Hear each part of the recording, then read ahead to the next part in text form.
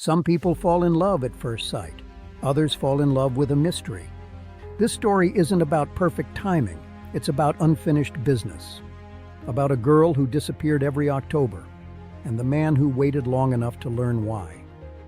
This happened in Port Townsend, Washington, a quiet coastal town where fog rolls in thick, and sometimes so do secrets. Ethan Cole moved to Port Townsend in 2014. 32 years old, freelance photographer, recently divorced, looking for quiet.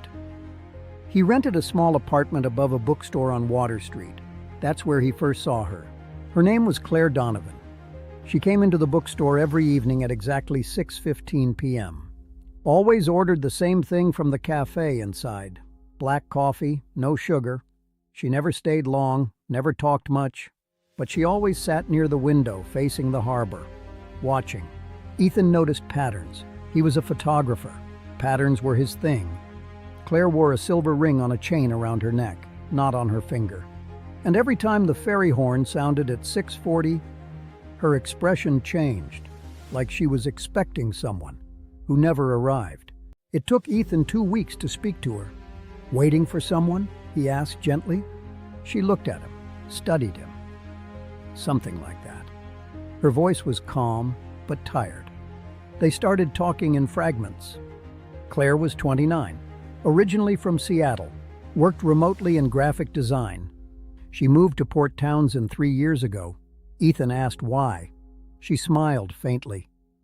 Because some places feel safer than others. That wasn't really an answer, but he didn't push. Over the next month, they formed a quiet routine. Coffee at 6:15, short walks near the docks, no personal questions. Until October 14th. That night, she didn't show up. 1 day passed, then 3, then a week. Her apartment above the marina? Empty. No forwarding address, no social media updates. The bookstore owner shrugged. "She does this every year," she said casually. "Does what?" "Leaves in October. Comes back in November." Ethan felt something twist in his chest. Where does she go? No idea. She never tells anyone. He tried to ignore it, but he couldn't, because in just a few weeks, she had become the calm in his storm. And now she was gone again. Claire returned on November 3rd, like nothing happened. Same coffee, same seat. Ethan didn't pretend. "Where do you go?" he asked.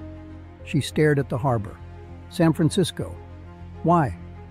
Silence. Then she reached into her bag and handed him a folded newspaper clipping. It was dated October 18th, 2011. Headline, "Local man missing after Highway 1 crash." The photo underneath showed a smiling man, Daniel Brooks, age 31. Claire's fingers trembled slightly. "He was my fiancé," she said quietly. "They never found his body. The accident happened on a cliffside highway during heavy fog. His car was found wrecked near the edge. But Daniel was gone. Search teams looked for weeks. Nothing. No body. No closure. October 17th was the night he disappeared.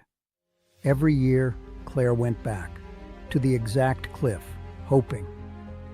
Ethan's chest tightened. "You think he's alive?" Claire didn't answer directly.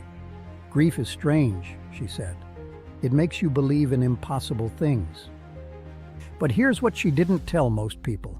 2 years ago, she received an anonymous email. No name, no message, just a photo attachment. Blurry, taken from a distance. A man standing near Fisherman's Wharf. He looked like Daniel, same height, same posture, and on his wrist, the same leather bracelet she gave him. The email was sent on October 16th.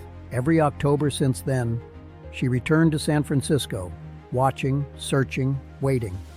Ethan felt 2 emotions at once, compassion and fear, because loving someone who's still waiting for someone else is dangerous. The next October, Ethan made a decision. He didn't tell Claire. He followed her to San Francisco. Watched from a distance as she stood near the cliffside memorial. Wind whipping through her hair, holding the silver ring. Then something happened. A man approached her, mid-30s, beard, baseball cap. They spoke briefly. Claire froze. Ethan's heart pounded. The man removed his cap. It wasn't Daniel, but he looked similar. Claire stepped back, shaking her head. The man handed her something, a folded piece of paper. The mysterious stranger then turned and walked away, disappearing into the heavy fog. Later that night, Claire knocked on Ethan's hotel door. She knew he followed her. "You should have told me," she said softly.